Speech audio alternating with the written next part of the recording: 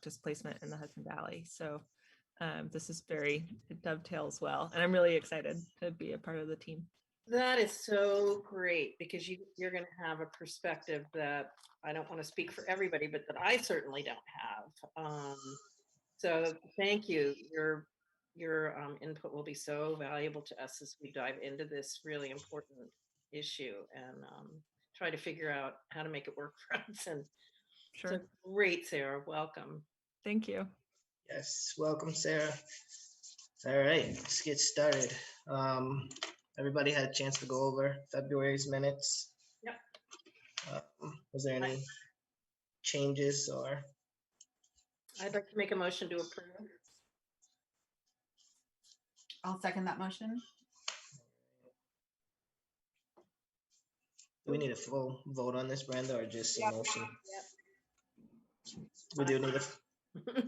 All in favor? All in favor? Aye. All right. Aye. Motion passed. All right, let's go into financials. All right, let me pull them up for you. I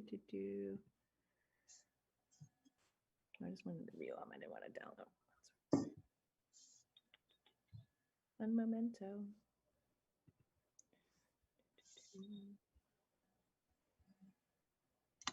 Here we are. So we have received our grant funds for ADLN, and I've created a new account that's subdivided so that we can keep track of the money that we're spending and which categories they belong in, so that when we do submit our report quarterly, that everything is organized and ready to go.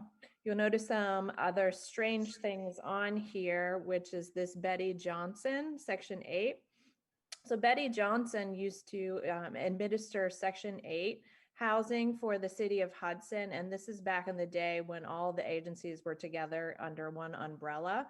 And she had retired, but because it was listed as Hcdpa, we didn't pay for her retirement benefits.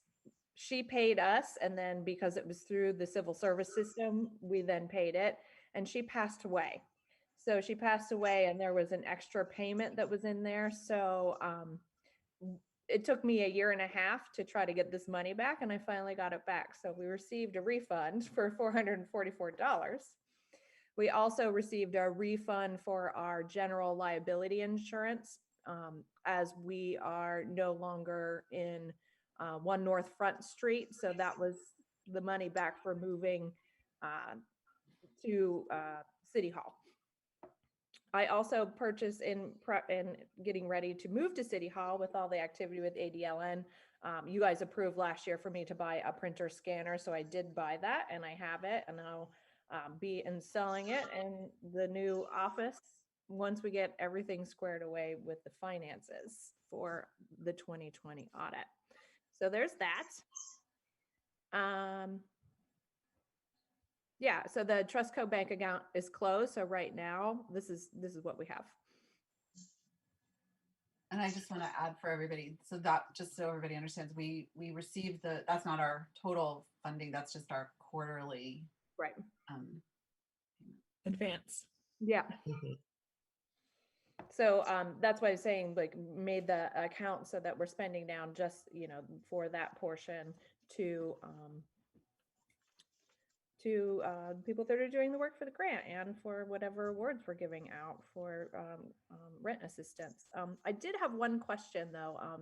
I had cut a check for our legal counsel, and I wasn't sure if I should post that to ADLN because they did specifically work on the contracts for ADLN, or if I should move that to our general operating expenses. That's general. Yeah. Okay. Yeah. Cool. All right, so do you want me to go through all the bills that we received, or were you guys able to look at them? I looked at them all. They looked fine to me. Yeah, I did too. So we need a motion to accept the financials and the bill approval, and then I'll give you an update about the audit and where we are.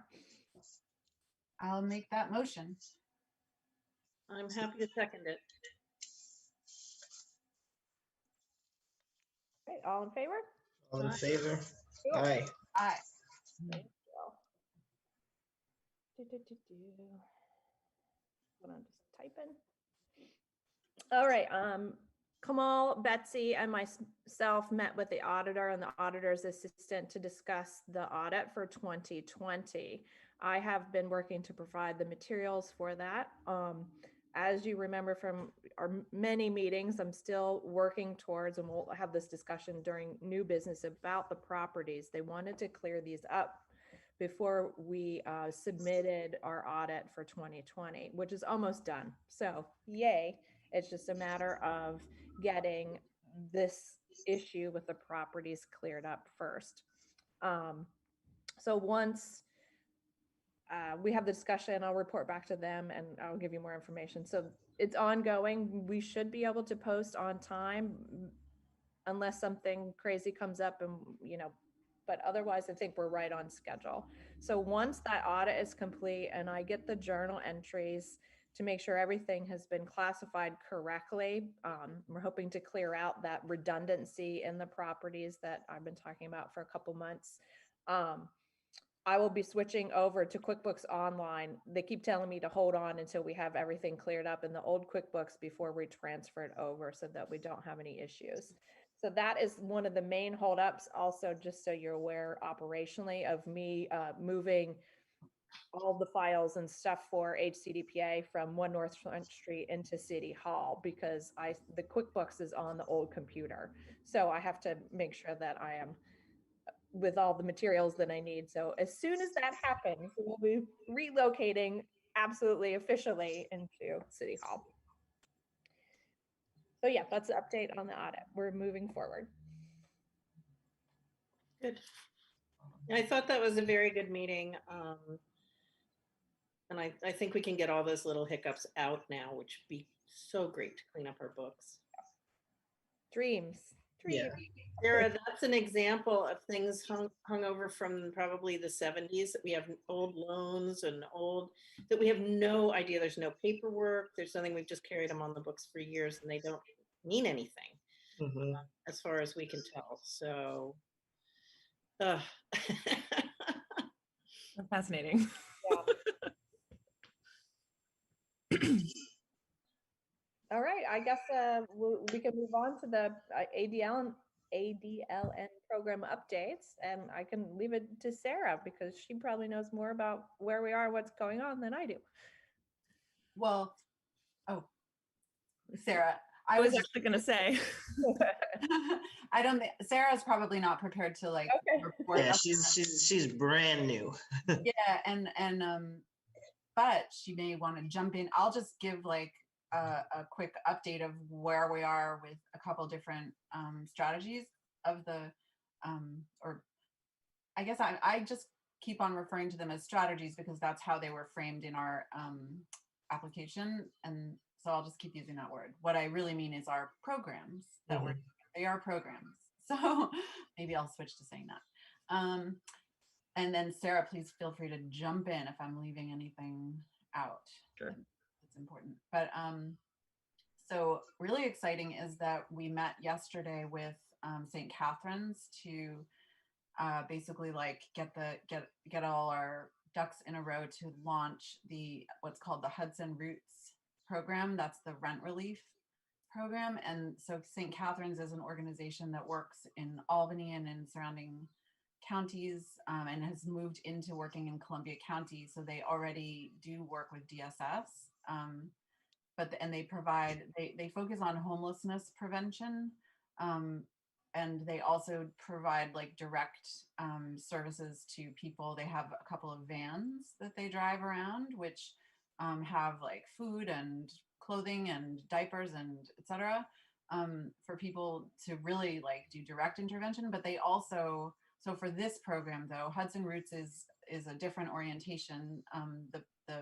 The way that the program is structured is that it is meant to locate people who basically are falling through the gaps of being able to get DSS rent support and provide them with funds directly that will allow them to then be eligible for DSS support.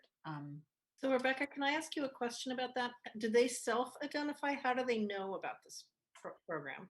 Well, that's our big piece right now that we're working on, like really accelerating, is outreach.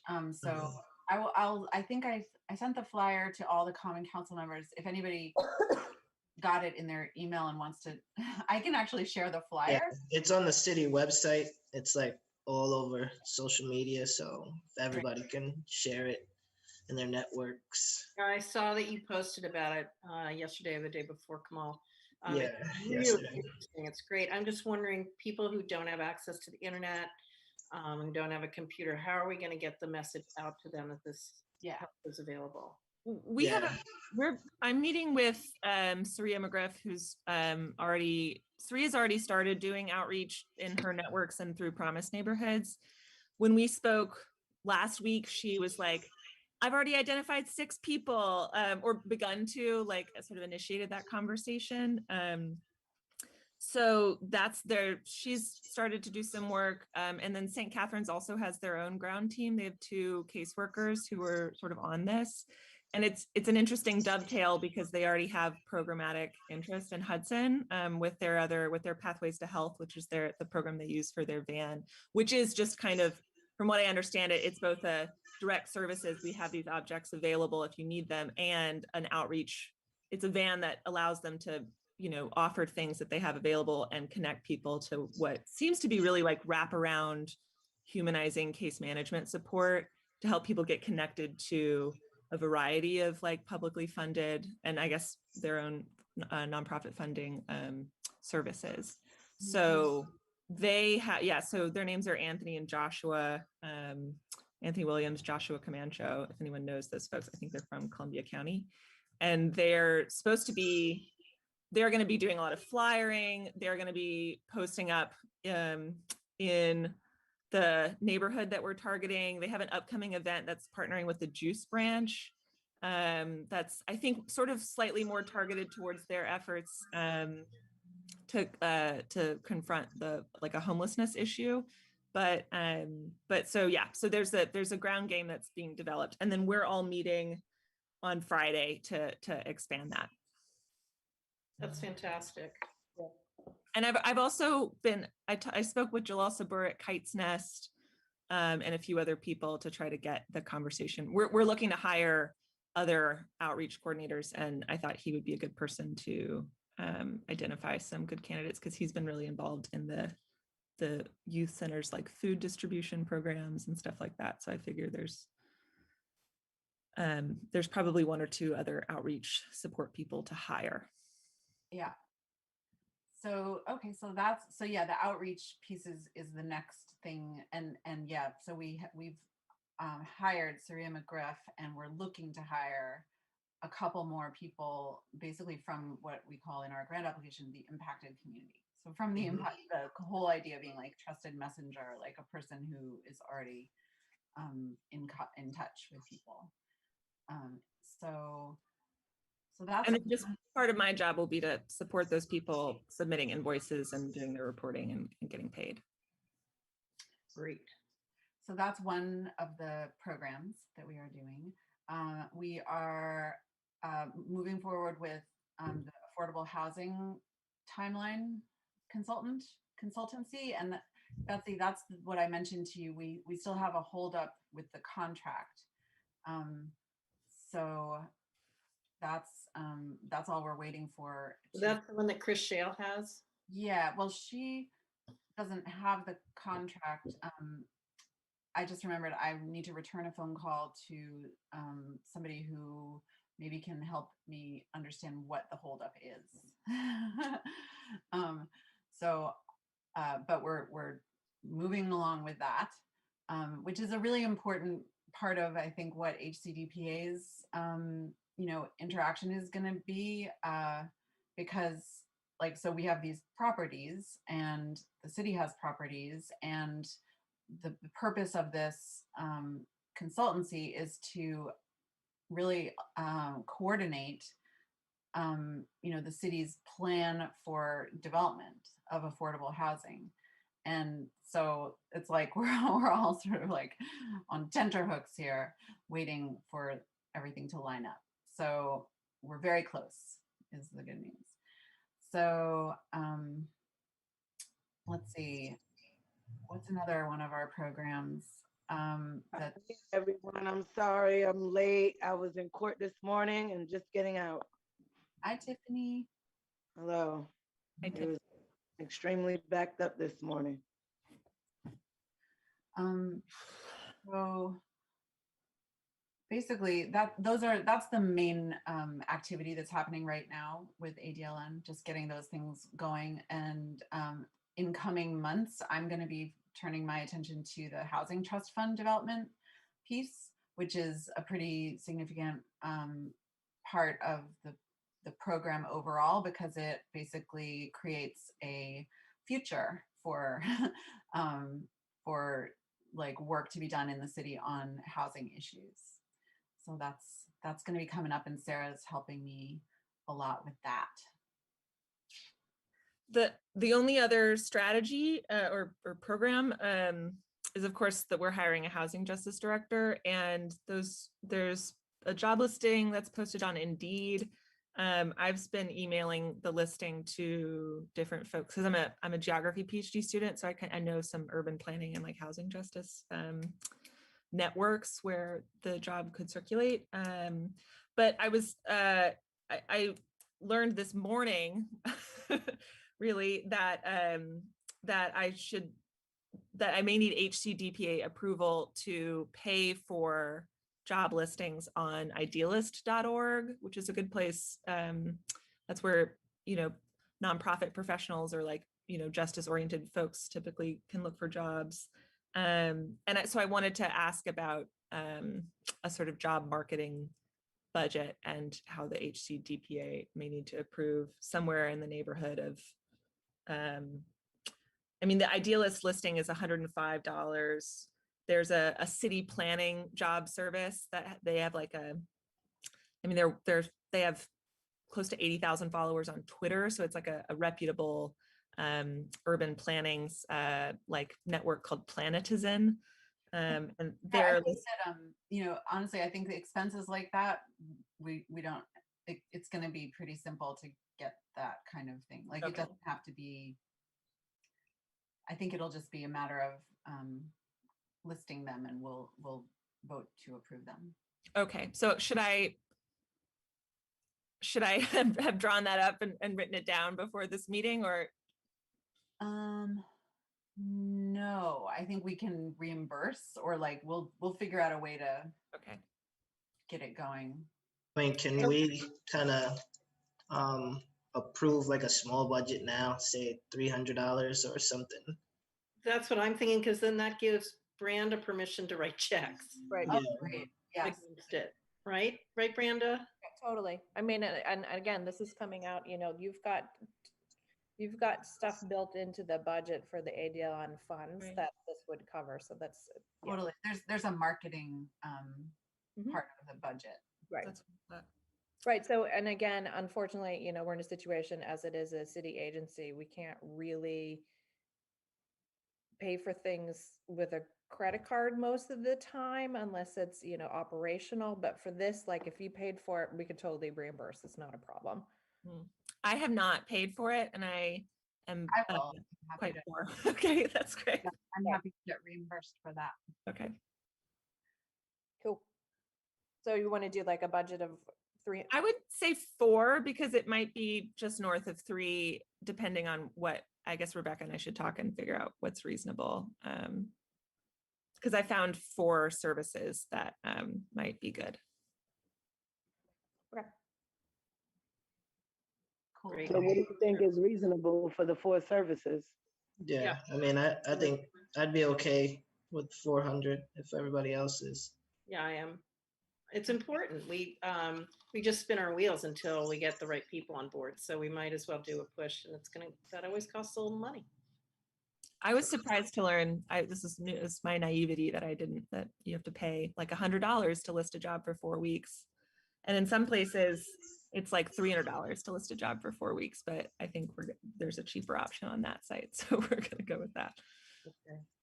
Yeah, we have to get the word out. So yeah, we get a motion on the. Oh, I'll make a motion to set aside $400 for purposes of marketing this job. I'll second it. All right, bring it to a vote. All in favor? Aye. Aye. Aye. Cool. Excellent. So I guess just as a operational thing again, Sarah, I have a Dropbox that I have set up, and I started a spreadsheet that is, got the budget and our budget lines, and then I just added new columns so that we know what we're spending down each month. Right. So I'll share that with you, and then that way we can kind of check each other's work and make sure that we're putting things in the right spot. That's great. And then I understand that my task is to actually undergo turning that all over into enterprise. Is that right?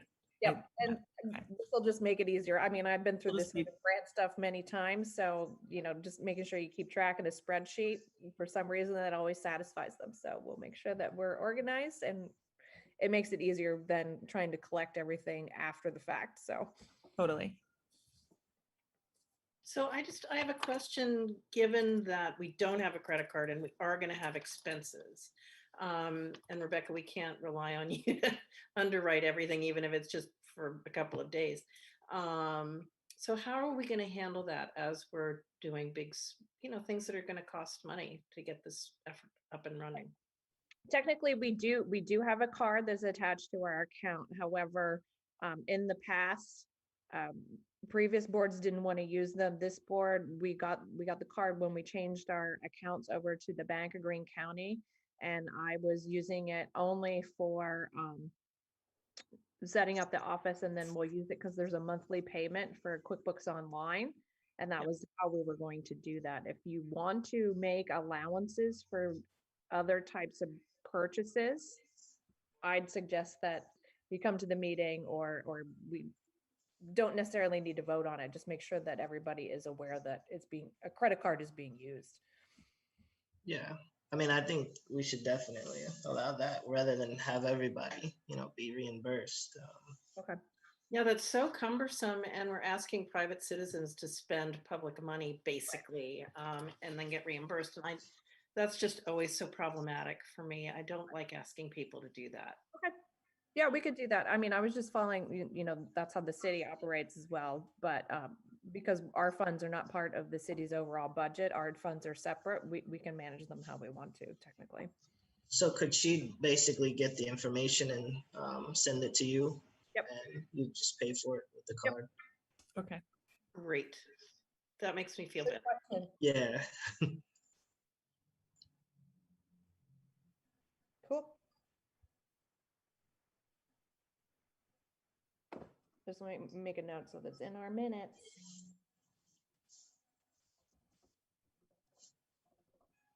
I'll just say, Brandon, we may want to sit down on Zoom or something so I can show you some of these. I had to create accounts for some of these websites. So I'll just send you all the login info so you can go in and type in. Yeah. Perfect. But it might be good to be on the phone or Zoom while we do that.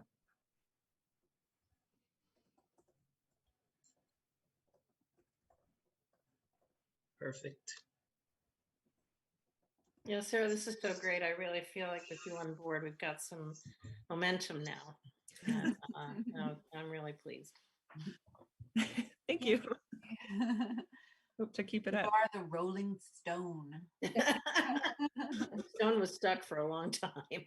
Wherever I lay my hat is my home. Okay, so are we good with the updates on that? I mean, is there anything to expect? Anything that you need me to do or the rest of the board moving forward till the next meeting? I think we're good for now. Yep. Thank Cool. you. I'm going to share my screen again to go over our properties.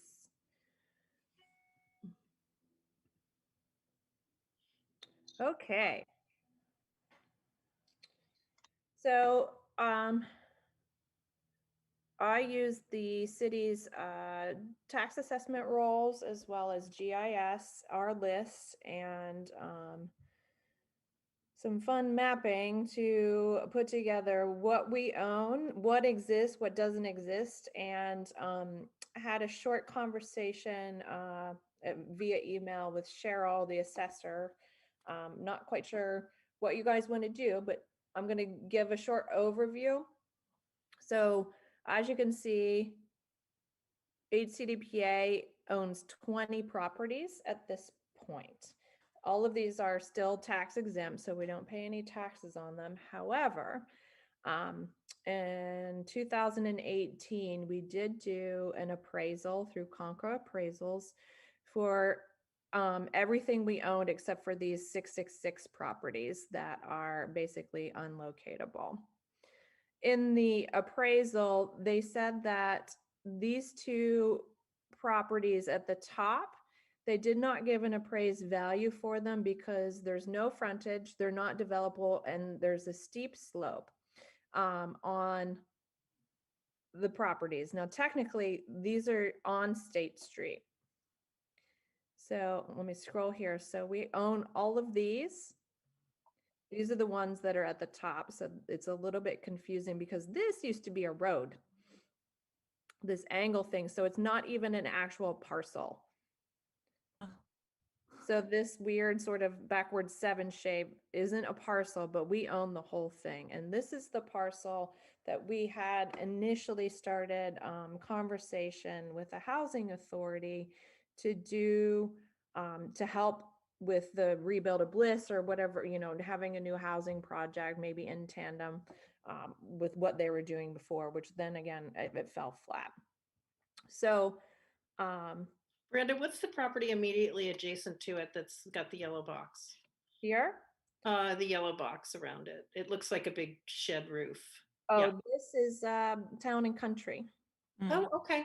Now I know where we Can I are. just ask a, I'm sorry, are you saying this is not the one that's said to be not developable? This is, Right. This is what they said, this 1317 Mill Street, 7 to 9, okay. because of the slope and because, well, if you could see, I kind of cut it off, like there is access way this way and there's a little bit this way. The appraiser did not feel that it was as valuable as maybe trying to create an access way or doing something for these properties that are here. We don't have to agree with that. As you note, right here, I said these other properties, which is $90,000 together, this is the State Streets right here. Mhm. I was wondering if we could just lump all of this in together, these weird parcels with this, you know, basically it's 6 to 14, that whole swath of street together. Why couldn't we put them together as a parcel package to be developed? Is it buildable? Mm, I think it is. There is a slope here that goes down to the grade, kind of grades down here. I was wondering if there wasn't a way that, you know, you could put mixed income housing sort of 2-story to 3-story with maybe parking underneath Mm. with the, so that it brings it up to street level. I don't know. Can I just But- ask you, I'm sorry, I'm confused. Is this the one that says there's no frontage? That's these ones right here. So if that road used to exist and be frontage, right? Used to, but now it's not. But so what is it? I mean, is there a way for us to determine like why doesn't that road exist? And like, is it maybe still really there? Walk down I there. mean, technically, this isn't a parcel that exists. It used to be part of the, I mean, this used to come the whole way around and go over this way. So, I mean, I don't know. This is historically, I mean, we can have that conversation. Who will we have it with? Zoning code? Probably zoning. Yeah. It So anyway, It does feel like it makes sense to put all that together because, you know, they're such tiny little pieces that individually they mean nothing.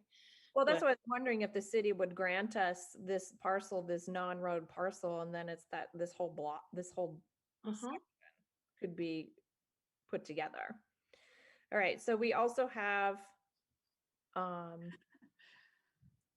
this Front Street. So this is, of course, the park that's on Front Street that is across from the firehouse, Washington Hose. So we did a trade with the city in 2018 to trade a pocket park for getting all of this together because it's more obviously useful and valuable to have some frontage on North Front Street here. And they appraised that together at $120,000.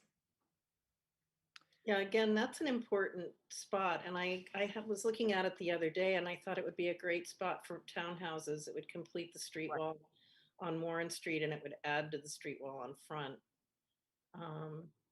It's a really nice little piece of property Right. if they're I mean, put it might be together. something where, if you did do, market rate housing along with affordable housing at different rates, because of the location, it might be one of the first projects that we could do because it might be more financially feasible given the location. Can I just ask about the appraisal? Like 120,000 for that land seems really anecdotally low given what's happening like in the city. Like what, so Well, this is prior to, Right. these appraisals are from 2018.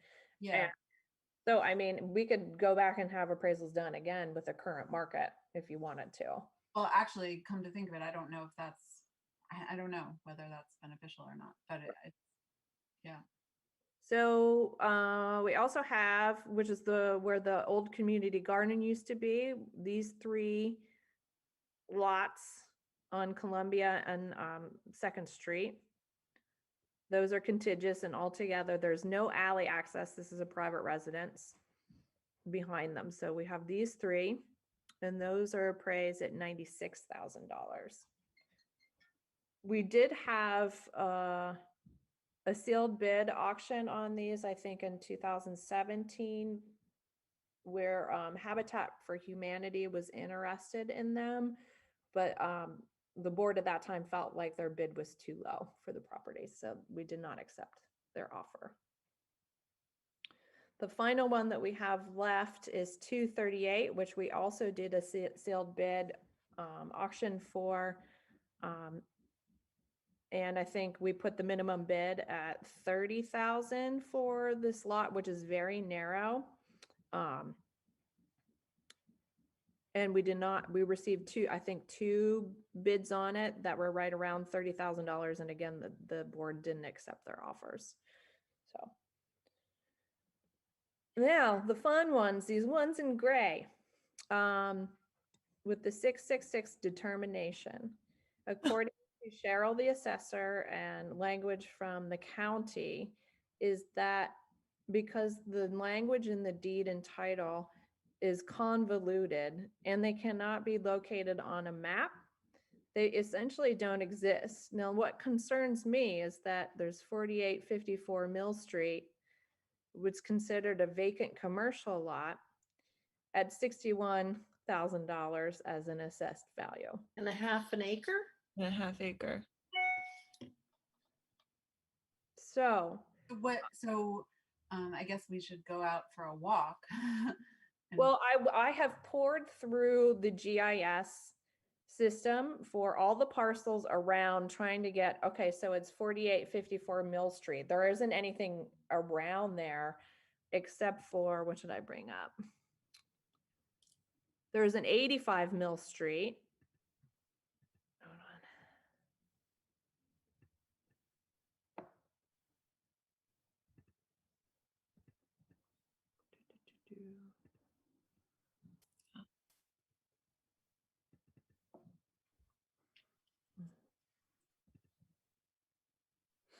While you're looking that up, Branda, are any of these properties contiguous to any city-owned vacant properties? Or not, they don't have to be vacant, any city-owned land? So this is the one, what was I saying? That is listed as 48 to 54 Mill Street. And what I found on the map, the closest thing was 85 Mill Street, which is this red parcel. So this is the dog park. Oh, I think you're I think you're only sharing the Excel window. Is that right? Oh, okay. So you may need to share it. Yeah. Switch Thank the you. version. Share screen. Sorry about that, everyone. Oh, Oh, oh, that's somebody else's screen. Ah, great. We've been Zoom bombed. So let's see. It's better than coffee. Yeah. That was mild as far as things Yeah, I go. was like, I know, that was really mild. amateurs. All right, so sorry about that, everyone. So this is the parcel. It's kind of outlined in red. That is 85 Mill Street. So this is the dump, all the area around the dump that the city owns. This is the dog park. HDC owns this parcel that we're thinking about doing a pathway for to lead to the Fugari up to the Empire Trail that comes through here. So is it developable? I mean, it's kind of on swampland, this thing that should be near it, but there's nothing else that's, this is all, this here is our water treatment plant. Hmm. So my wondering is, you know, when the water treatment plan went in, when, you know, this stuff is here, it says that it's vacant, but because it's been listed as 666, and I don't know how long it's been listed as 666, was it transferred incorrectly because the city owns some of the property? Is there something like that? Because if you go to what's the other one is 42. So all these other ones are North Front Street. And these addresses don't exist. There's nothing that goes up that high. I think it's happening. Where when you share like a window versus your straight up screen. Yeah. Does that have anything to do when the wards were being changed? No, So you can see that the other ones are less valuable, but we know that, you know, of course, 1 North Front Street, Wash Hose is 1 North Front Street. And if we continue further towards the Fugari from 1 North Front Street, which is where these things would be, they just literally don't exist. Hmm. So I don't know what we do to look into this, but these are the ones that essentially that we should be removing, in my opinion, from our asset list. What does that look like for the assessment? Can we bring it down to 0 and do a complaint? Betsy brought up last time that it's kind of confusing for a nonprofit agency to complain about their tax assessment when we don't pay taxes, which then makes me think, looking forward, like does something that's equivalent to just about $100,000, does that screw up the city's equalization rate? Hmm.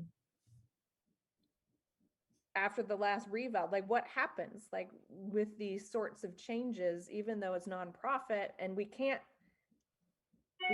hold them So as an asset these because they're questions, not is it an sustainable. attorney? Does that make sense? Who answers these questions? Is it an attorney that would answer these questions? I Is don't know. it a sense about backtracking, going through the files from years ago? They already to see did where that. these addresses- Well, my question is, to your question, how do we get these answers? Do we seek an attorney? Or is it the assessor? Is it Cheryl reevaluating them at 0? I mean, that would be my first thing. And also, I mean, if we're gonna ask Cheryl to reval them at 0 because they're not locatable, fine and dandy, but should they be removed from the parcel list for the city of Hudson in general? Like they don't exist. Why is there any value? They should be removed. Yeah, I think so. Is there a way, I mean, it seems like, is there a way for the assessor's office to track, you know, the property through You time should. and see whatever ownership there might have been throughout history, you know. Right. I mean, So- if the deeds are convoluted, Exactly. That was my point. Thank you, Rebecca. Sure. My tertiary, my initial conversation with Cheryl was that they don't exist. There's no history on them. There's no paperwork on them. It must have come from somewhere, Right. you know. I mean, yeah.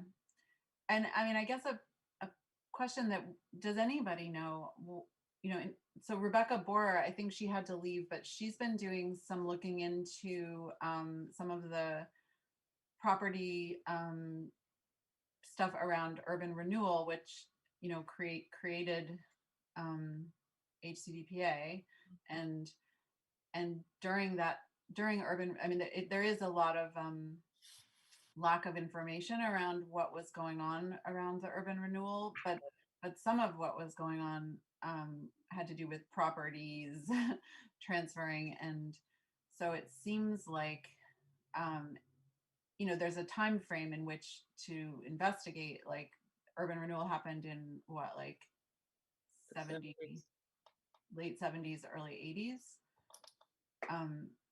So from that period forward would probably be, I mean, so it's not really that long a time to investigate, I guess is what I'm saying, in terms of the property existing in the city's tax structure. So would that be on Branda or would that be on Cheryl, the assessor? I mean, to me, it sounds like a question that HCDPA wants to ask the assessor's office. I think so too. I feel like we shouldn't be paying Branda to go back through 50 years of files to figure out an assessment on a Yeah. property that we can't even locate on a Right. map. And Brenda, you said you'd already looked through the files Yeah. historically to see, like, even just how did we acquire the property, and it's not clear. So it seems like an assessor's Yeah, question. I remember having this conversation maybe 4 to 6 years ago. So there's something on the record, because I remember when we were determining the properties at that time, when we were seeking for developers. And at that time, the interest was Rupco doing a scattered site. So I know that this subject matter came up before, and there was determination. So I'm just confused. No, there wasn't. Not on the Okay. 666 parcels. I remember this about 4 to 6 years ago. Not on this. We've had questions about these 666 parcels since I've been around. So when we talked to Rupco, we were talking about the other State Street parcels and the Columbia Street one. And Mill Street, I remember, Mhm. because at that time, Mill Street was still a part of the second ward.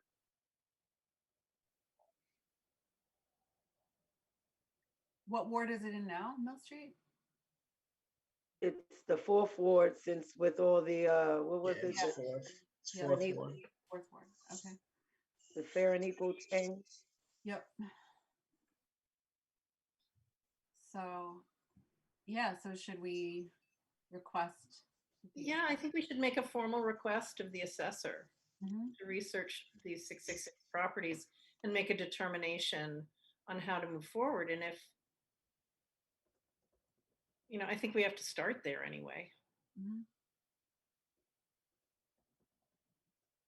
Brenda, you said that that they had done, there's like no paperwork, but also that Cheryl said there's no paperwork, but also that the deeds were convoluted. So did deeds exist at one point? Well, that's what I'm not sure, because she said that, hold on, let me look at my email real quick. What was the language she used? Doo-doo-doo.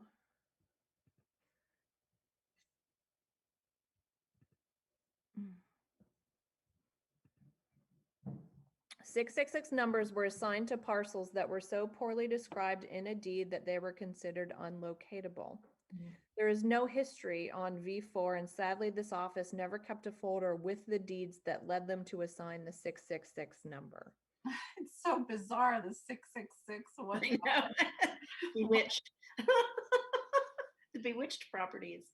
So, I mean, Maybe we don't want to know about them. well, better left to the pits of history. Well, it sounds to me as though she's done, so maybe she's already determined that Or her they're, predecessor did, Right. right? And I just went back to the tax rolls here and I'm looking and so far none of them list deed book pages or numbers. So weird. But why do they have a where did that value, where did the Right. number come from? That's why I think it's so shady. Like, did they just use it to somehow help the equalization rate? Is there something like, I don't know. It's just really weird. I guess one question would be, are there any other properties in the city owned by any other entity or whatever that also don't appear to really exist? Or is it only these HCDPA properties? You know, that's a good question. thank you. I can ask Cheryl that too. Is the implication that at some point in the whatever 50-year history of urban renewal, that there was a bad trade, that assigning these properties to HCDPA meant sort of screwing HCDPA over? I don't know about screwing HCDPA over. I think the fact that they don't exist and they know that they don't exist, but yet they have a value on them. And again, the only conclusion I can make is that equalization rate on the property values for all of Hudson. You mean that they were sort of used, like, you know how in an accounting there'll be like what do they call it, bad debt or something like that? Yep. Yeah. I mean, that they use them to equal out what everybody is paying, making sure that everybody's at the 100% equalization rate, when really you've got value that quote unquote isn't visible. So yeah, it sounds like also maybe the real property office would be be useful, the county real property office, if I don't know if the assessor doesn't have information. So should I like make a motion that I mean, do we need to vote on this, or is this just? You don't need to vote. I mean, I'll send an email to Cheryl and tell her that the board officially is looking into this and this. So, I mean, is it your desire to remove them from the asset list? I would think so. If they don't exist, we shouldn't say they do. Right. But maybe first the desire is to find out whether they exist. Yeah, let's get the information, the accurate information first, hear from the assessor, and then we can decide from there. Okay. I would just hate for us to make that decision today, and then 2 months from now, it comes up and we made a mistake. Oh, I agree with you, Tiffany. Absolutely. Okay. As far as the other parcels, so you can see what we have. I mean, I think this is just step one for you guys when you start planning and thinking about, you know, working with something like Rupco or some sort of developer, or doing, you know, scatter site or whatever you want to do with it. Now you have a better understanding with what we have. I think that historically, you've got different types of properties for different types and different numbers of units, essentially. You could do mixed, you could do a lot of different things with what we have. It might be important to bring somebody out to actually look, like Rupco or whatever, to see what is possible. Well, that's where we left the conversation with Rupco. And I'm sorry, again, I forget if the conversation that I was part of with Rupco was in an Hcdpa meeting, or it might have been part of the ADLN meetings that we had at times with Rupco. But one of the last meetings that or conversations that I was part of, they basically said that they are absolutely willing and happy to, you know, survey, as it were, the properties, not like an official survey, but you know, to send somebody out to look over the properties and kind of come up with a sense of what is possible at different properties. So I have a question. yeah, Tiffany. Isn't there a land that is in the photos or maybe not in the photos that's owned by the Hudson Housing Authority? 'Cause I remember something along the lines, they were part of the conversation, like, Well, oh, so, okay. or So even by HCDPA with HHA, something along those lines. I'm just catching flashbacks. Yep. So thank you for bringing that up, because that is something that came up recently when I was looking over the Strategic Housing Action Plan, and saw that in the past, like not very long ago, there was a proposal from HCDPA to HHA that HCDPA properties could be used in HHA's development plan. And so I guess that's what I was trying to gesture at by talking about the affordable housing consultancy that's coming, because I mean, like I was saying, like the project of that is to bring together all the different agencies and entities in the city that have properties and that want to develop affordable housing, and kind of try to really strategically like look at which kinds of properties do we need, or I mean, which kinds of developments do we need, how can they best be coordinated, et cetera. So yeah, so Rebecca, did you want to say anything about that? You're muted. Hi, so apologies. I had to just go to a quick meeting and I really wanted to speak with you all about this today because there's some possibilities, right? So as Rebecca Wolf just said, the HHA and the HCDPA in the past had in the Strategic Housing Action Plan this agreement where there was a possibility to work together. I don't know quite all of the details about it, but it's been fascinating to try to uncover.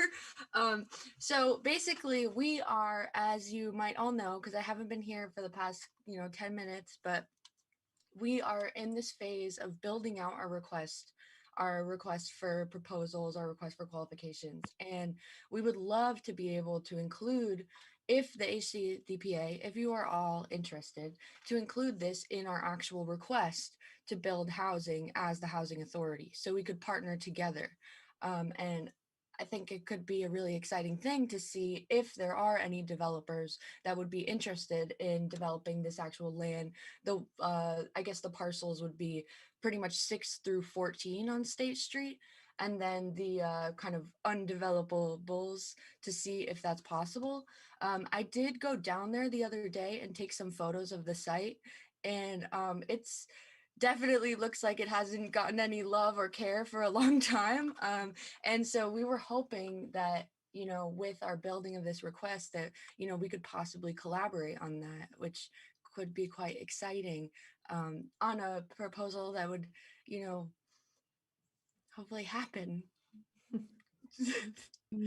Thank you. I'm sorry, Yeah, we were just kind of arriving at a place in the conversation. Tiffany had mentioned that she remembered from the past that there had been a conversation around that, and that jogged my memory, which is that I was looking over the SHAP and saw that indeed, as few as like two, I guess that was the SHAP only like 3 years ago, something like that. I think it was As recently as that, HCDPA 2018. was really trying to make 2018. 2018, great. To make a proposal Also, to do exactly that. So I think it would probably be one of the things that we should probably do is go back in the HCDPA minutes and figure out, what the conversation was that happened around that. I mean, it was part of the, I guess it was part of the DRI application process. Yeah, it was. I mean, the proposal from the Housing Authority to do another building, that it was that first iteration that ended up failing. So yeah, I mean, all of this came about during the DRI community meetings, because a lot of people were talking about using the DRI funds for housing development. And So that's why HCDPA said, you know, we could do housing development, we have properties, but we need to have a plan. We can't just like throw it out there and let anybody at it. So the strategic housing action plan was to look at the entire city, not just the pocket down by Bliss Towers and the properties that we own, to see what was possible and the right way to do it. So that's what it brings us back to that. nothing came of that, you know, that proposal to work together to try to do something. Cool. Let me just say one thing, and then I want to just let Tiffany talk because she was the one that just joggled this. But just to say, like, I do really think it's what I'm trying to really advocate for is that, you know, we are actually about to hire a person with a tremendous amount of expertise to do exactly what you just suggested, Brando, which the city has actually also been basically like recommended to do by the state. I mean, that's this. The hiring of an affordable housing consultant was directly a recommendation from HCR so that the city can like work most effectively within the structure of state funding for affordable housing. So that's really where that comes from, that recommendation and this hiring and the plan that we're hopefully gonna do really, really soon, like right now, as soon as we get this rider signed. Anyway, sorry, Tiffany? Yes, I would just want to like have the conversation with the board because I remember, you know, that there's land all the way down from like the Kite's Nest building all the way up to the basketball court. And I feel that as a board, we really need to talk about this. We really need to make this happen, especially since this agency was created specifically for the purpose of the building of the Hudson Housing Authority. And it just seems like we, you know, from my experience, we always go around that. And we have to make sure that they're included because that's the purpose of this board. Mm-hmm. Yeah, and that was, Rebecca, I bet you want to talk about this, but that was what came to light when we looked at the urban renewal documents that were like basically what created HCDPA, is that it had a lot to do with developing specifically or managing and like all of the property around HHA. It was even actually that the HCDPA is an enforcement agency to, you know, enforce the plans set out in the urban renewal plan, to ensure that houses are like safe, secure, stable. There's all of this whole list of it in the actual plan. And I was actually very curious because in the urban renewal plan, it sets out, there's a map there, and the map actually just goes from basically, you know, Columbia to state and from second to third. But in your land holdings, you're owning land all outside of that kind of like property limit that's set out in the urban renewal plan. And I was curious if that means that all of the land that HCDPA owns is part of that urban renewal plan, or if only the land designated by that plan between second and third on Columbia and state is actually, you know, there's all of these questions here. And it But makes yes, me wonder whether there was some kind of trade that happened at some point, possibly something like that.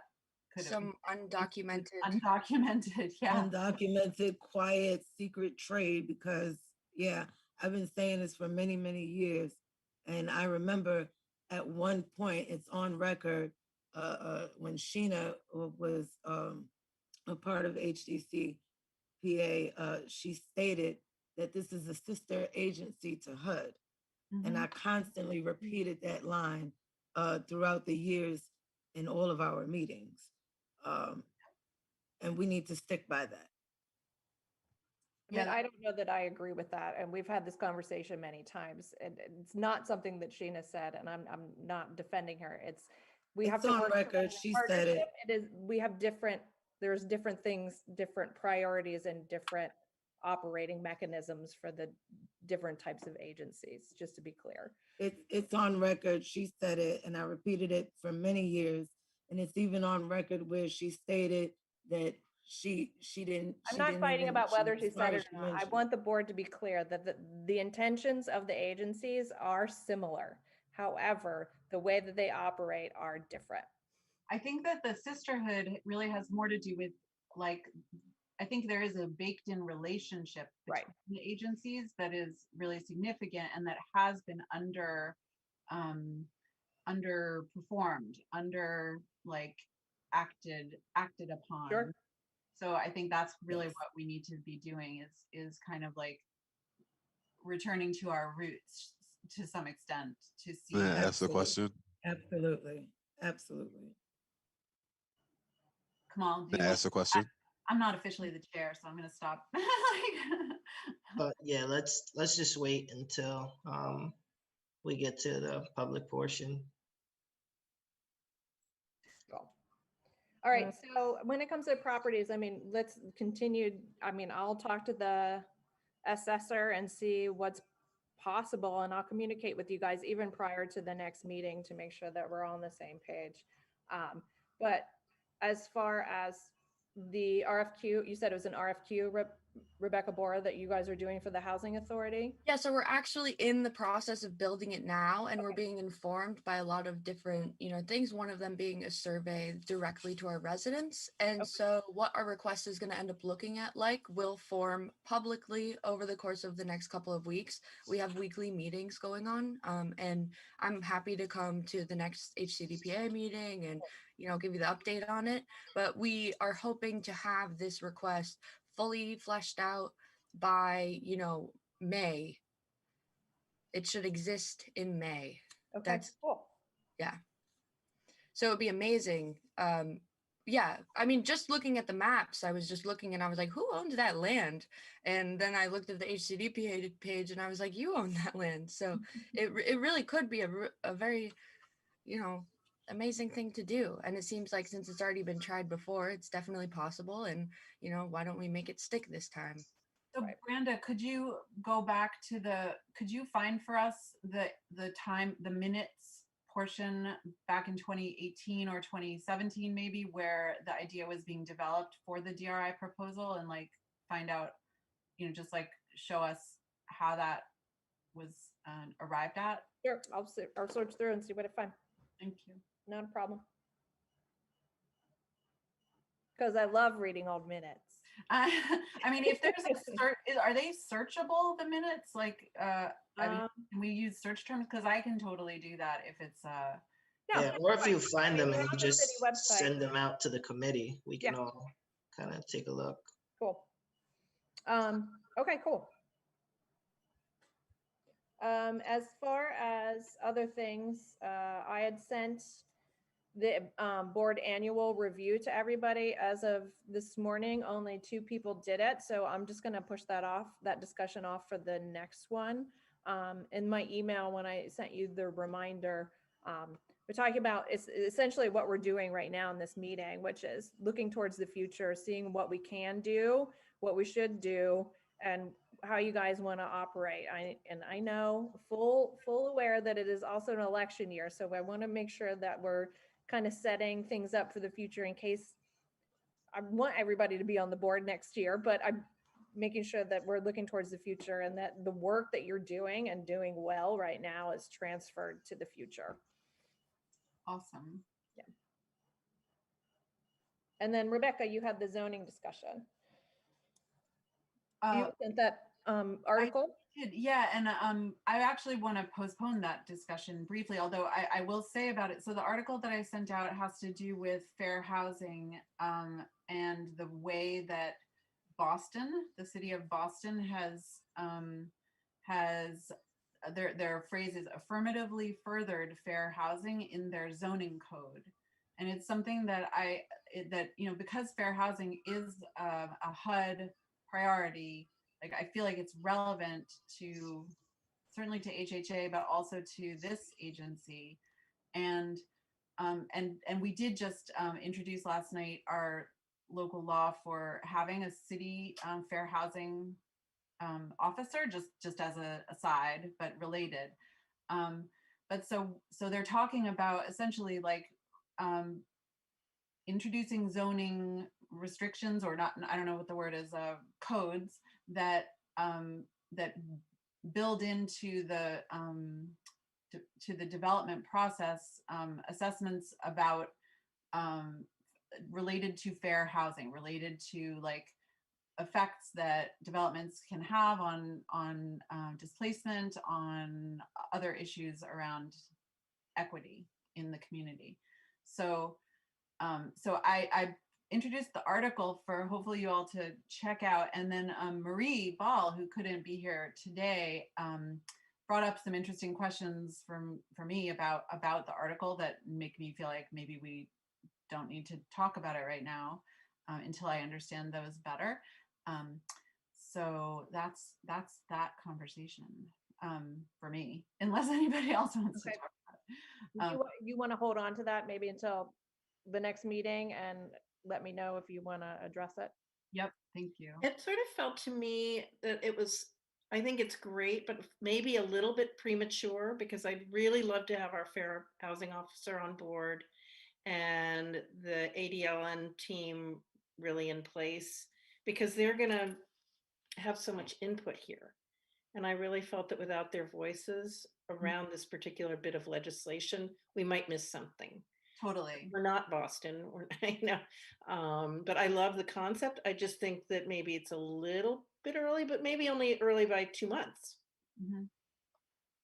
It was early in the morning when I got all excited about the article, and I was really fired up on my coffee. It's a very interesting concept.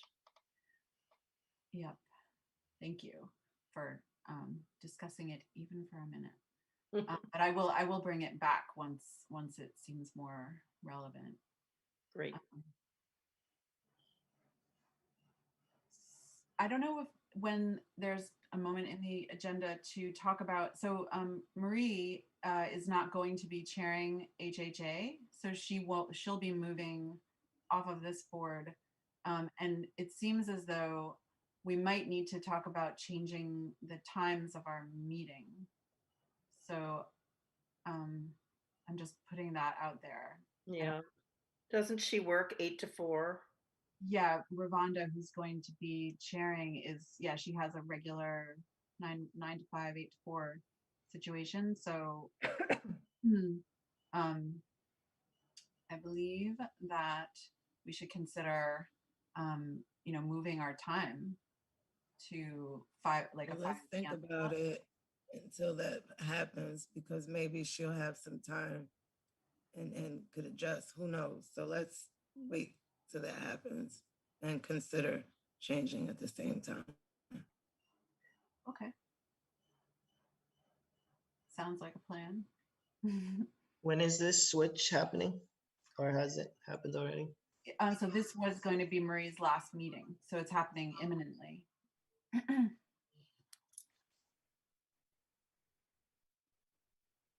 Do we know who's replacing her? Well, I'm not sure we can, I don't think we've done our official thing, so I'm not gonna, on the HHA, Okay. so I'm not gonna. That's why you shouldn't Okay. bring it up. You're right, Tiffany. I'm an idiot. I'll always just talk about something before it's time. Okay. Yeah, I mean, we can table that until the next meeting then.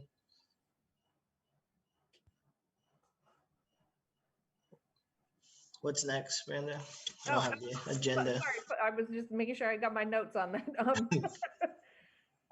Public comment. All right, Quentin. I'm sorry, I just have one more. Could I just speak, because I have to get off real quick, and I could go back to you. I Yeah. really have to get off. Thank you so much.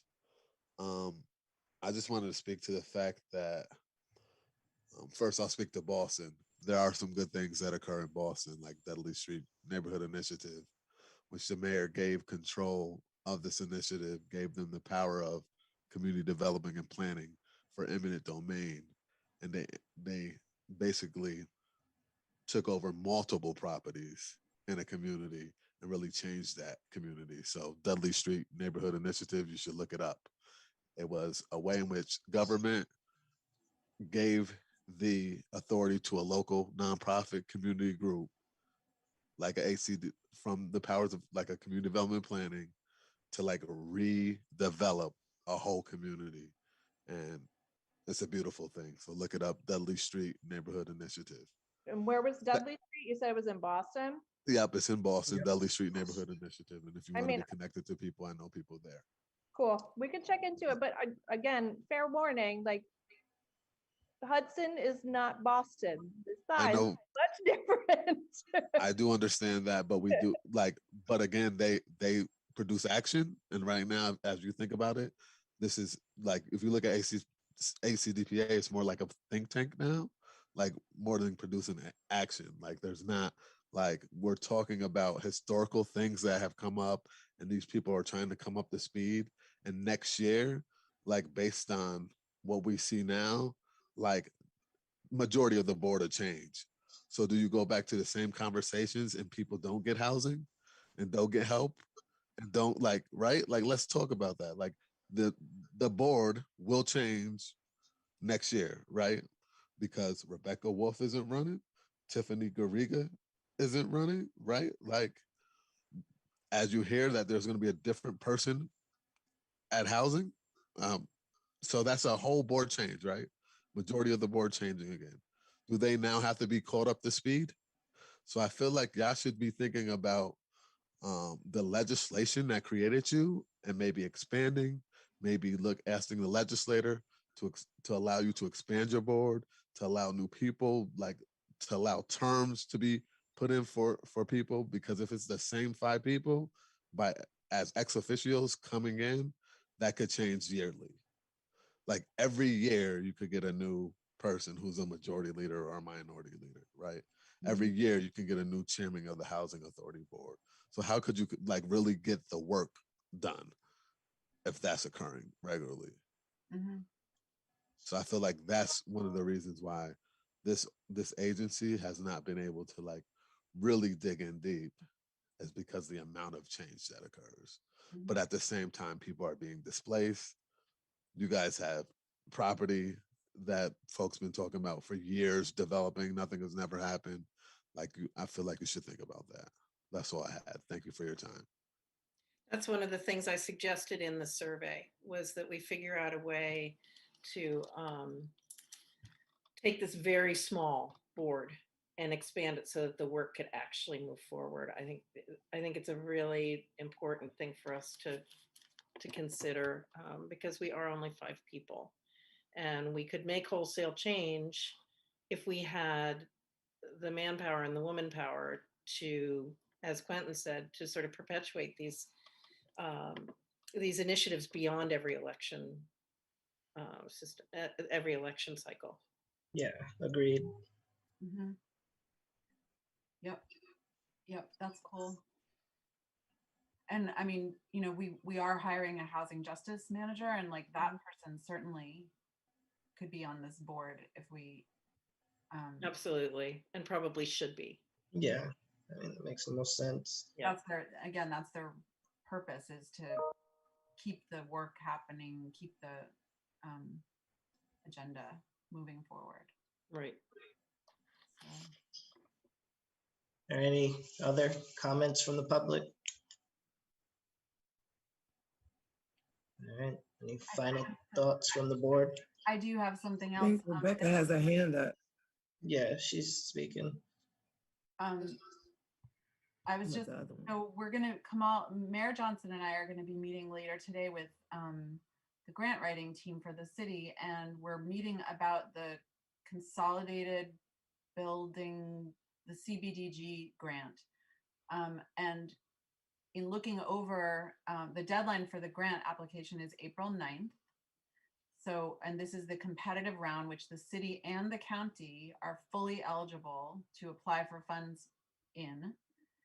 And one of the, so this is I'm talking specifically about the housing grant, but there's also an economic development feature of it. Within the housing, there's a planning category. And so I just wanted to, you know, so we're going to be meeting with them, and we're going to be talking about what is the best strategy for the city's different, you know, parts to go forward. So basically, I would just like it if any of you have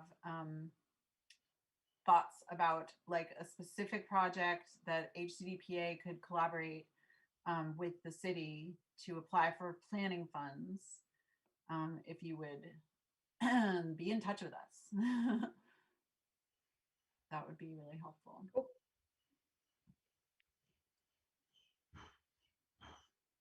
Anyone else? All right, anyone on- Hi. Oh, sorry. I just wanted to say I went through the HCDPA minutes and I did find mention in the June 2018 minutes. Just so you all know, I've gone through to about October as of now, and it seems like it's just kind of little, I don't know, not very much is being said through the minutes, but just so you know, Brandon, when you're looking, Okay. just to make it a little easier for you, seems to be like June 2018. Okay, cool. Yeah. Thank you. Thanks, Rebecca. Anyone want to make a motion to adjourn? I will make that motion. I will second it. All right, all in favor? Aye. Aye, thank you. Thanks, Good everybody. day, everyone.